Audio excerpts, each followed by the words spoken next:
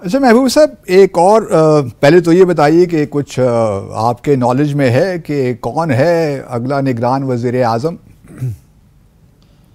अच्छा, मेरे तो नॉलेज में भी नहीं है और हकीकत यह है कि मुझे तो बिल्कुल कोई इस बारे में ना कोई कुरेद है ना शौक है, क्योंकि ये जो केयर टेकर प्राइम मिनिस्टर है वो इतना मेरे ख्याल में इख्तियारात के बगैर शख्स होता है और उसका कोई रोल नहीं होता जो कुछ अगले 3 महीने के अंदर होने वाला है, कि मुझे इसलिए उसमें कोई दिलचस्पी नहीं है।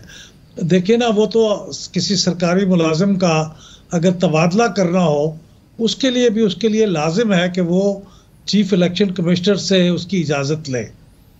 वो इजाज़त ना मिले तो वो तबादला भी नहीं कर सकता।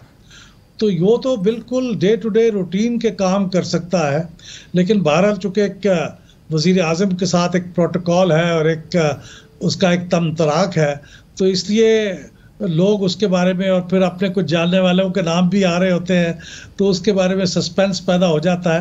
मतलब हकीकत यह है कि ये कोई ऐसी मीनिंगफुल चीज़ नहीं है जिसके बारे में कुछ ज़्यादा वक्त सर्व किया जाए सोचने में कि कौन आ रहा है। तो मतलब ये हुआ कि अगले जब तक इलेक्शंस नहीं होते असल प्राइम मिनिस्टर तो इलेक्शन कमिश्नर ही हैं फिर? बिल्कुल, वो हैं या फिर कुछ दूसरे लोग हैं, लेकिन वज़ीर आज़म, निगरान वज़ीर आज़म बहरहाल नहीं है। सुप्रीम कोर्ट का भी रोल फिर इम्पोर्टेंट हो जाएगा अगले जो पिछले 15-16 महीने रहे हैं उसमें? इंतहाई।